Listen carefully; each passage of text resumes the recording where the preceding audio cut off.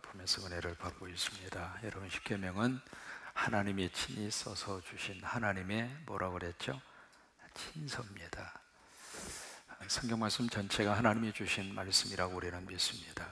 그래서 모든 성경은 성령의 감동을 통해서 하나님이 주셨는데, 다른 성경 말씀에 대해서는 성령의 감동을 통해서 인간의 어떤 수단을 통해서 하나님이 우리에게 말씀을 주셨지만은 십계명만은 하나님이 친히 쓰셔서, 그래서 하나님이 친히 쓰셨다고 하는 그 구절의 성경에 3번씩이나 강조할 정도로, 무슨 얘기냐면 십계명 자체 그 말씀 속에 하나님의 마음이 그대로 담겨 있다, 그 말입니다.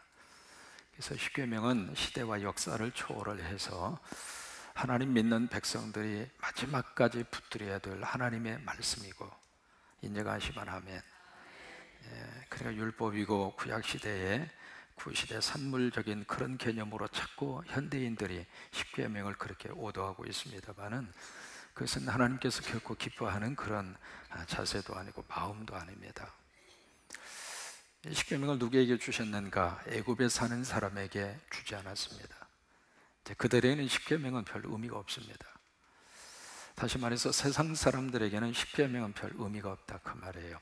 십계명을 아무리 그들에게 이야기한다 하더라도 세상 속에 살고 있는 사람들은 십계명에 대해서 별로 가슴 속에 새겨 듣지를 않습니다.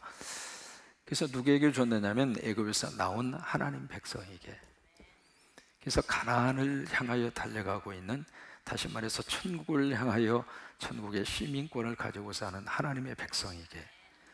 그래서 하나님에게 속한 하나님의 백성들은 십계명의 귀에 들려야 정상입니다. 왜요? 그 나라의 가장 중요한 기초적인 헌법이기 때문에 그래요. 이 십계명 자체가 무너지면은 하나님 나라를 향하여 달려가고 있는 믿음의 공동체의 근간이 뿌리채 흔들립니다. 영적인 삶도 그러고, 사회적인 삶도 그러고, 인간관계도 그러고, 가정의 삶도 마찬가지입니다. 그래서 어떤 일이 있어도 십계명은 계속 강조해서 선포하고, 또다시 설교를 해야 하고, 그리고 또다시 설교를 들어야 하고, 시대 자체가 십계명하고 가면 갈수록 각 이 세상의 모든 가치와 사회의 구조 시스템 자체가 십계명하고는 정 반대로 흘러가고 있습니다. 그래서 믿음의 사람들은 계속 적어도 1년에 한 번씩 십계명에 대한 강의를 다시 한번 들으셔야 되고, 다시 한번 하나님의, 왜 친필로 써서까지, 그것도 한 번도 아니고 2번씩이나 그렇게 써서 주어야 할 정도로 십계명 속에 하나님의 심장의 고동소리를 들을 줄 아는 그런 믿음의 사람들이, 그런 하나님의 백성들이 많아질 때 이 사회가 밝아지게 되고, 이 사회 속에 하나님의 뜻이 이루어지게 되고, 그리고 하나님의 뜻을 이루어가는 귀한 역사가 이루어지게 된다고 하는 사실이에요. 제1계명이 바로 뭐라고 그랬죠? 너는 나 외에 다른 신을 내 앞에 두지 말라. 거기 나 외라고 하는 것은 하나님 앞에 또는 beside me and before me 두 가지로 해석할 수 있다고 그랬습니다. 하나님 옆에 또는 하나님 앞에 다른 신을 절대로 두지 말아라. 그 이야기는 바로 뭐예요? 우리가 사랑할 수 있는 대상은 누구예요? 하나님 뿐이라, 그 말이에요. 이제 칼빈이 지금 이 십계명을 사랑의 카테고리 속에서 해석을 하고 있는 것을 우리가 따라가자면, 1계명에서 주시는 그 하나님의 말씀의 그 의미 중에 하나는 오직 하나님만 사랑해라. 오직 하나님만 사랑하라. 그래서 하나님을 사랑하는 사람들이 갖는 것이 바로 예배입니다. 예배는 하나님 사랑하는 사람들이 모여져서 하나님께 드려지는 시간이고, 하나님 앞에 우리 몸을 드리고, 마음을 드리고, 믿음을 드리고, 정성을 드리고, 그래서 예배는 하나님께 드리는 시간입니다. 한번 해보실까요? 예배는 하나님께 드리는 시간이다. 마리아의 찬양 하나님께 드리는 거예요. 여기 사람 들으라고 우리 애쓰고 연습하고 그 음정 맞추고, 오늘 너무 은혜스러웠어요. 천사가 따로 없었어요. 사람들 앞에서 한 공연이 아닙니다. 하나님 들으시라고, 하나님이 받으시라고. 왜요? 사람은 듣고 조금 좋다 하고 끝나요. 솔직히 말해볼 거예요. 쓰잘데기가 조금 거시기죠. 그런데 우리 예배를 하나님이 받으시면 하나님이 우리에게 복을 주세요. 그러니까 예배는 하나님께 드리는 시간이거든요. 그러니까 하나님만 사랑하라고 하는 것은 하나님을 사랑하는 자들이 구체적으로 나와서 하는 행위가 예배예요. 두 번째 계명 기억하십니까? 너를 위하여 뭘 만들지 말라, 우상을 만들지 말라. 그것으로 끝나지 않습니다. 그 우상 앞에 절하지도 말고, 그 다음에 그 우상을 경배하지도 말라. 그럼 여기 두 번째의 계명은 결국 우상, 인간적으로 보여지는 이미지, 어떤 형상, 그것을 절대로 만들지도 말고 절하지도 말고 경배하지도 말라. 그러면 하나님이 우리에게 주시는 하나님의 이미지가 있습니다. 그 하나님의 형상이 누구냐면 예수님이에요. 이 두 번째의 계명은 예수님만 사랑하라 그 말이에요. 첫 번째의 계명이 누구만 사랑해요? 하나님만 사랑하고, 두 번째의 계명은 누구만 사랑해요? 예수님만 사랑. 여러분, 예수님만 사랑하면 우리 가슴 속에 세상적인 부족함이 예수님만 사랑하는 그 사랑의 마음 속에 다른 것을, 부족함을 다 채워줬어요. 자식을 부모가 사랑하잖아요. 부모의 사랑이 확인되는 순간 자식은 다른 것 다 만족이 돼요. 그런 것처럼 우리가 예수님의 사랑, 그 예수님의 사랑 속에 우리가 잠겨 있으면은 세상적인 부족함도 그 안에서 다 해결이 되고. 그다음에 세 번째의 계명 기억하십니까? 세 번째의 계명이 바로 뭐죠? 여호와의 이름을 망령되이 일컫지 말아라. 그러니까 하나님의 이름을 잘못 사용하지 말아라. 하나님의 이름을 함부로 쓰지 말라. 그 이야기잖아요. 그러면 하나님의 이름을 어떻게 하라는 이야기예요? 사랑하라 그 말이에요. 그 다음에 네 번째의 계명이 바로 뭐죠? 안식일을 기억하여 거룩하게 지켜라. 그 다음에 다섯 번째의 계명이 뭐죠? 내 부모를 공경하라. 그 다음에 여섯 번째의 계명이 뭐예요? 살인하지 말라. 여러분, 그 살인하지 말라, 그것은 바로 생명을 사랑하라 그거예요. 그것은 내 생명도 사랑하고 남의 생명도 사랑하고. 그러니까 내가 나를 살인하는 것을 가리켜서 자살이라고 그러잖아요. 그래서 자살도 사실은 십계명에 보면은 그 여섯 번째 계명 속에 철저히 하나님이 금하고 있는 거예요. 왜요? 자기가 자기의 생명을 살인하는 것이 바로 자살이니까. 여러분, 어떤 일이 있어도 자기가 자기 스스로의 목숨은 끊지 마세요. 서로 한번 알려주시기 바랍니다. 자살은 절대로 하지 말랍니다. 자, 시작! 힘들면 차라리 엘리야처럼 하나님 나 죽여주세요, 그 기도를 하세요. 정말 힘들면 제단 앞에 여기서 엎드려가지고 하나님 나 죽여달라고. 차라리 엘리야의 기도를 하세요. 자기가 자기 스스로 목숨을, 그런 생각도 합니다. 오죽하면 이해는 되지만, 그러나 하나님이 말씀하시는 이 거룩한 십계명의 법을 어겼다고 하는 것은 하나님 앞에서 엄격한 법을 어겼다는 그 사실만은 지워지지 않아요. 아무리 힘들고 어려워도. 그러니까 내가 나를 죽이는 것이 바로 자살이잖아요. 내가 나를 살인하는 것이 자살이니까 그것도 십계명에서 막고 있는 거라 그 말이에요. 한국이 말이죠, 지금 2005년부터 2018년도까지 무려 13년 동안 13년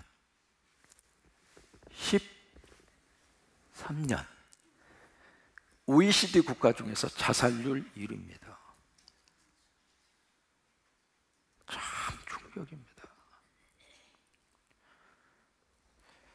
우리 한국 사회는요, 자살할 수 있는, 자살을 시도해서 성공할 수 있는 확률이 굉장히 높은 나라입니다. 왜 그런 줄 알아요?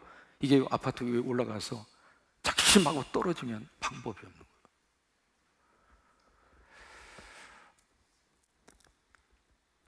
그러니까 우리가 다시 한번 이 십계명을 다시 머릿속에 기억을 해야 할 필요가 있습니다. 내가 내 생명을 살인하지 말라 그 말이에요. 남의 생명도 살인하지 말고, 그 생명도 소중하고 여러분의 생명도 소중하고. 잘났든 못났든 그것은 인간의 기준으로 바라보고 평가하는 것뿐이에요. 하나님께서는 여러분 모두가 다 소중합니다. 잘났으면 얼마나 잘났고 못났으면 얼마나 못났어요. 잘난 사람 잘난 대로 살고 못난 사람 못난 대로 살자. 야야야! 내 생명도 소중하고 다른 사람의 생명도 소중하고 그 생명 사랑하라고 하는 거예요. 연세 드신 분의 생명도 소중하고 어린아이의 생명도 소중하고. 오늘 이제 일곱 번째 계명입니다. 일곱 번째 계명 같이 한번 시작. 간음하지 말라. 다시 한번 시작. 가정에 대한 말씀이에요. 하나님이 직접 세운 조직이 두 가지가 있다. 반복해서 말씀드리는 내용이잖아요. 첫째가 가정이고 두 번째가 뭐예요? 교회예요. 그런데 교회보다도 먼저 하나님이 세우신 조직이 가정입니다. 그런데 이 가정을 누가 세웠는가? 하나님이 세우셨습니다. 우리 가정을 누가 세웠는가? 하나님이 세우셨습니다. 믿으시면 아멘. 내가 내 아내에게 필이 꽂혀서 결혼하자고 그래가지고 꼬린을 해서 우리가 부부가 됐습니다. 그건 여러분 생각이요. 선을 보면서 내가 다섯 번째 인간에게 내가 필이 꽂혀야 되는데 어떻게 하다가 세 번째 인간에게 내가 필이 꽂혀서 내가 그 인간을 선택해서 내가 지금까지 이 생고생을 하고 있다. 여러분 생각이에요. 현재 우리 가정을 누가 세워주셨는가? 하나님이 세워주신 거예요. 여기서부터 우리 가정을 바라봐야 할 시각이 우리 예수 믿는 사람들이 아주 분명하게 가지고 있어야 됩니다. 또 하나, 우리 자녀들 아직 싱글이신 분들은 하나님의 섭리 가운데 하나님이 여러분들의 꼭 맞는 배우자를 하나님이 보내주실 거예요. 크게 아멘. 언제 보내줘요? 때가 되면 보내줘요. 그러니까 가정을 누가 시작하게 하셨는가? 하나님이 시작하게 하셨다고 하는 거예요. 우리 가정도 하나님이 시작하게 하셨고, 현재 살고 있는 아내를 누가 보내주었는가? 하나님이 보내주신 거란 말이죠. 이때 아멘 해야 노후가 편합니다.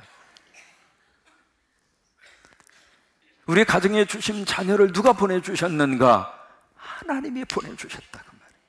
그 자녀가 마음에 들 수도 있고 안 들 수도 있고. 그러니까 우리 가정에 대한 출발이 인간이 아니라고 하는 거예요.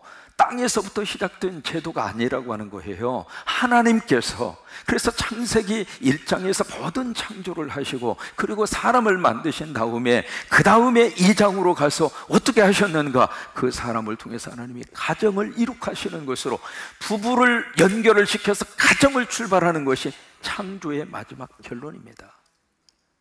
하나님의 창조의 시작은 바로 하나님께서 이 땅에 모든 것이 창조의 시작이라면 그 창조의 마지막 결론은 가정이에요. 그러니까 우리 가정을 하나님이 세우셨다고 하는, 하나님이 우리 가정을 시작하게 하셨고 하나님이 만나게 하시고 하나님이 엮어주셔서 마음에 들든 안 들든 사람이 어떻게 꼭 맞는 사람하고만 삽니까? 다 살다가 보면 성질 이런 사람 저런 사람, 그럼 그렇게 불평하는 사람의 성질은 좋아? 자기가 자기 성질은 무조건 다 좋다고 생각을 하는데 사실 그게 아니잖아요. 그러면서 정말 하나님이 만나게 하시고 가정을 이룩하게 하시고 그 가정이 서로 만나게 하셔서 이 자식을 하나님이 보내고 싶어서, 그래서 그 가정을 그렇게 주신 거란 말이죠. 그런데 오늘날 우리 가정이 과연 어떠한가? 마더 테레사라고 하는 분 아시잖아요. 그분이 노벨 평화상을 받습니다. 그 평화상을 받는 그 자리에 기자가 테레사에게 묻습니다. 오늘 노벨 평화상을 받으시는데 인류의 평화를 위해서 가장 시급하고 가장 긴급하게 해야 할 일이 무엇입니까? 그렇게 물어요. 그러니까 마더 테레사가 뭐라고 한 줄 알아요? 기자 양반, 한 가지 가르쳐 드리이다. 지금 바로 집으로 가셔서 집에 있는 식구들을 사랑하는 것이 인류 평화를 위해서 가장 시급하고 긴급한 일이라고. 멀리 있지 않아요. 사실은 가장 가까운 데 있습니다. 거기서부터 평화를 이야기하는 거고 거기서부터 행복을 이야기하는 것이고, 그러니까 가정 안에 들어가서 내 식구 내가 품어주고, 내가 내 식구 그냥 감사 안아주고, 내가 내 식구 그냥 있는 모습 그대로 내가 받아주고, 내가 내 식구 서로 품어주고, 아멘 할 때까지 계속 할 거예요. 그것이 바로 평화의 출발이라고 하는 거예요. 그것이 바로 행복의 출발이라고 하는 거예요. 근데 그것이 바로 하나님이 주시는 평화와 행복의 본거지가 가정이라고 하는 거예요. 근데 우리 가정의 현주소가 어떠한가? KBS에서 조사를 했습니다. 가끔 그런 조사 하잖아요. 질문의 내용이 바로 뭐냐면, 또다시 결혼하신다면 현재 있는 그 인간하고 다시 결혼을 하겠습니까? 그렇게 물었어요. 그 질문 여러분이 받으셨다고 생각해 보세요. 대답은 속으로만 하십시오. 절대로 겉으로 내색은 하지 마시고. 그 통계가 나왔습니다. 그 통계의 수치가 많은 것을 생각하게 합니다. 뭐냐면, 지금 있는 여자하고 절대로 결혼을 하지 않겠습니다 라고 대답한 남자가 46.9%입니다. 그것을 거꾸로 말하면 53.1%의 남성은 현대에 있는 여성하고 사는 것이 행복하다 그거예요. 근데 거의 한 반절 정도는 이게 아닌데, 이게 아니요, 그렇게 생각하고 살고 있다 그 말이에요. 46.9%. 그런데 충격적인 것은 여성이 현재 살고 있는 그 남편에 대해서 별로 만족스럽지 않고, 내가 결혼 다시 할 수 있는 기회가 주어진다면 절대로 이 인간은 결혼을 안 하겠습니다, 그렇게 대답하는 여성의 퍼센테이지가 이제는 좀 놀라실 만한 통계가 나왔습니다. 71.9%. 10명 중에 7명은 이 인간 아니야, 내가 지금 잘못 살고 있는 거야, 내가 이 인간으로 절대로 어떤 일이 있어도 내가 다시 시집 안 갈 거예요, 내 눈 똑바로 두고, 내가 그때는 어리벙벙해서 내가 이 인간한테 시집 갔지만은 다시 내가 결혼할 수 있는 기회가 주어지면 10명 중에 7명은 절대로 이 인간하고 안 살 거예요. 그 마음의 생각을 품고 살고 있는 여성이 10명 중 7명. 우리 가운데 헤쳐 모여 하면 곤란한 사람이 있을 수 있습니다.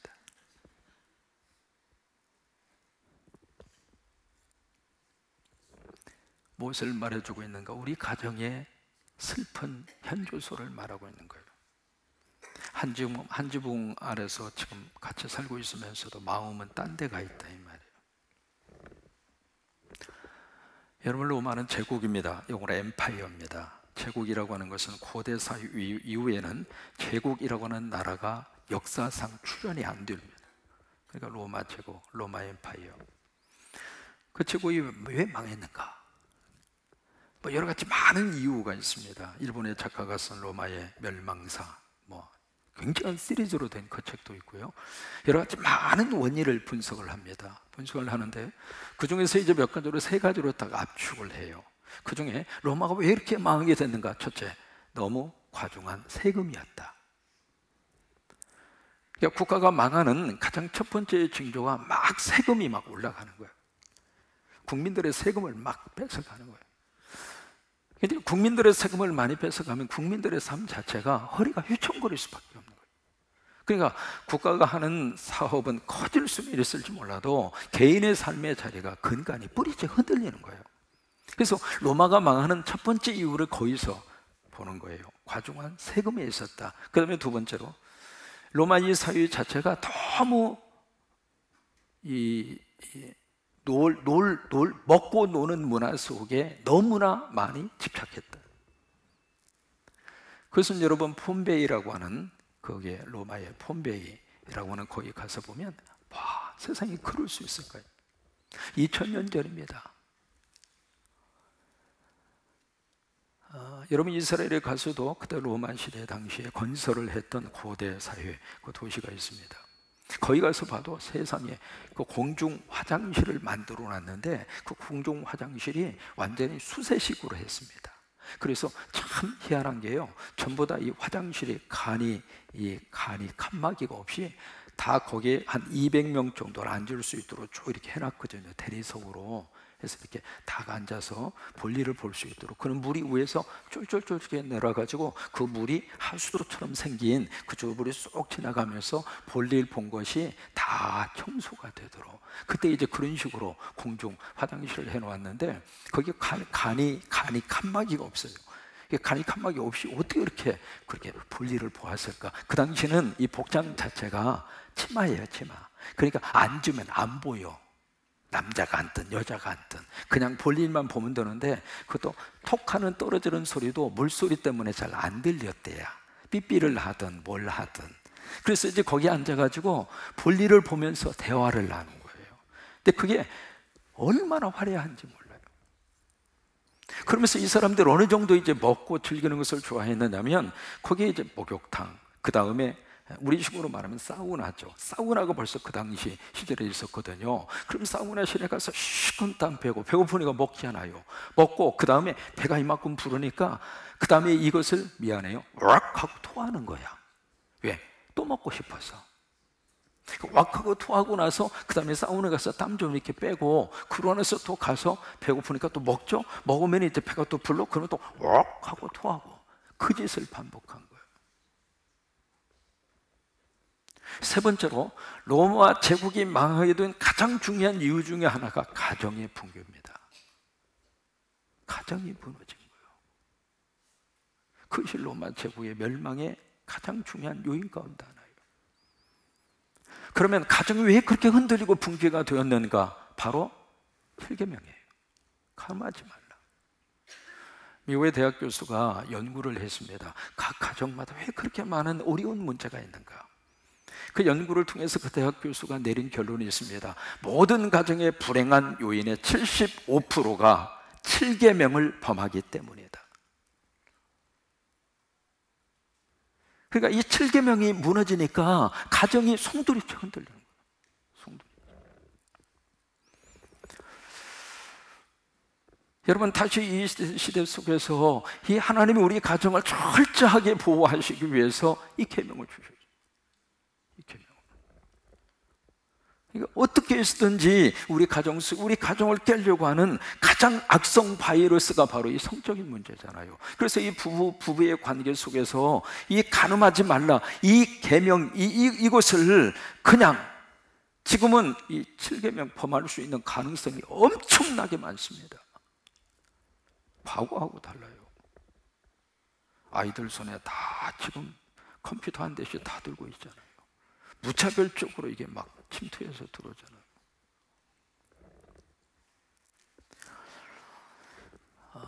예수님이 이 간음 문제를 좀 더 심도 있게 해석을 하셨죠. 마태오 5장 27절 28절 말씀, 간음하지 말라 하였다는 것은 너희가 들었으나 나는 너희에게 이르노니 음욕을 품고 여자를 보는 자마다 마음에 이미 간음하였습니다. 실질적인 간음 행위를 하지 않았다 하더라도 이미 마음속에 간음할 수 있는 가능성, 마치 겉으로는 안 보이지만은 여기서 뇌출혈이 일어나거나, 그래서 피가 여기서 터져버리면 그것이 바로 사람을 죽음으로 끌고 가는 것처럼, 실질적으로 행동은 하지 않았지만 내 마음속에 음욕의 용광로가 불타오르고 있으면 언젠가 그것이 나를 죽이게 된다고 하는 거예요. 그래서 예수님은 그렇게 우리에게 말씀을 하셨어요. 몇 가지 우리가 꼭 기억을 해야 할 필요가 있습니다. 첫째로, 부부의 그 성에 대한 문제는, 첫째, 하나님이 주신 축복이에요. 식욕이 인간의 하나님이 주신 선물인 것처럼, 배가 고프면은 밥 먹어야 되잖아요. 그 정상이에요. 그런 것처럼 부부의 관계 속에서 부부의 하나님이 허락하신, 하나님이 주신 선물이 부부의 그런 관계예요. 그것은 뭐 추한 것도 아니고 그 자체가 더러운 것도 아니고 하나님이 주신 선물이라고 하는 거예요. 두 번째로, 간음하지 말라. 왜 그럴까? 부부의 이 성은요, 허락한 그 울타리 안에서 하나님이 허용하신 하나님의 그런 부부의 관계 속에서 하나님이 허락하신 거란 말이에요. 그래서 결혼의 의미 가운데 한 남자와 한 여자가 만나잖아요. 그 만난다는 그 의미는 바로 뭐냐면 내 성적 대상자가 한 사람으로 허용을 받고 한 사람으로 제한받는다. 그게 결혼이에요. 남자는 한 여자에게, 한 여자는 한 남자에게. 그러니까 한 남성으로서 한 여성과의 부부의 관계를 할 수 있도록 하나님이 결혼을 하게 하시는 거거든요. 그러니까 남자가, 여성은 딱 한 사람만 눈에 띄어야 돼. 자기 부인만. 근데 이 남자가 자꾸 텔레비 보면서 저 여성 자꾸 그러면 머리를 쥐어 뜯어버려. 그 제정신 못 차리고 있는 거예요. 딱 한 사람, 나의 어떤 성적 대상자로 딱 한 사람만 허용을 받고 제한을 시킨 것이 결혼인데 그걸 모르고 사용해. 그건 여자도 마찬가지예요. 여자도 딱 한 남자만 남성으로 생각해야지. 얼굴만 잘생긴 사람 나오면은 그냥 아이 저 남성 참 좋겠다, 우라맞겠다, 힘 좋겠다, 끝내주겠다. 끝내주긴 뭘 끝내줘요. 그런 여자 있으면 갖다 물을 퍼서 그냥 머리에 찌끄러 버리란 말이에요.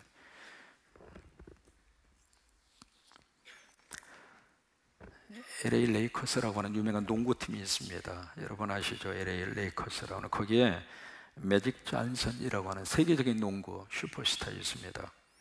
농구의 황태자라고 하는 말을 들었죠. 매직 존슨만 나타나면 그냥 그 정도로 인기의 짱이었죠.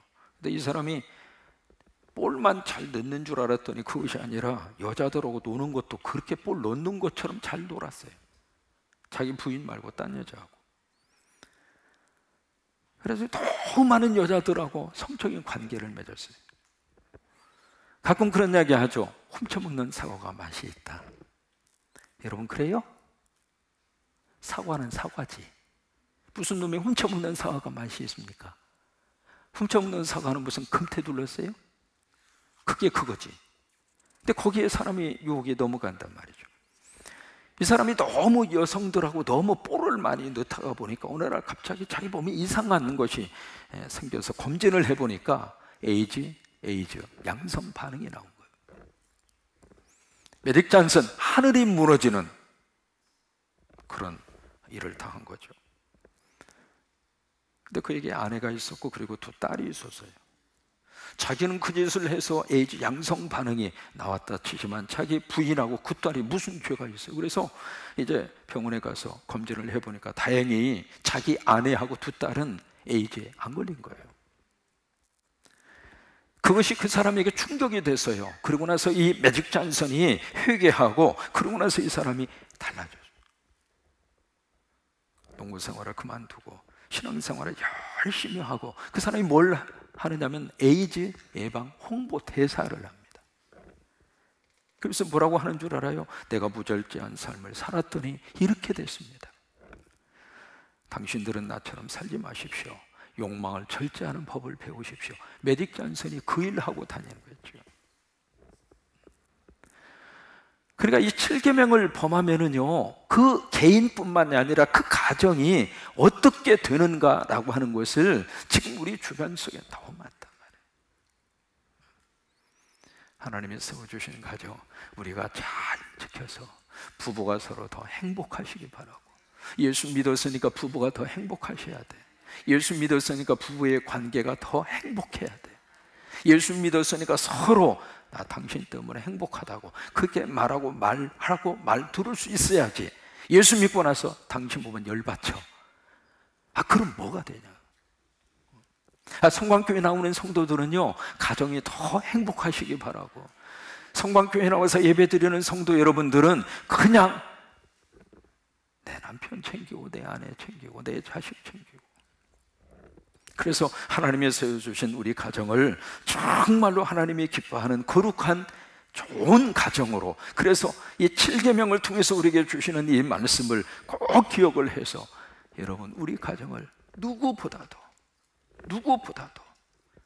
우리 가정을 사랑해서 가정이 더 튼튼하게 세워져 갈 수 있게 되기를 주의 이름으로 축원합니다. 그래요, 결론입니다. 간음하지 말라. 결국 이 말씀은 너희 가정 사랑해라 그 말이에요. 네 가정에서 행복을 찾으라 그 말이에요. 너희 가정이 흔들리지 아니하도록 굳건하게 세워지도록 해라 그 말이에요.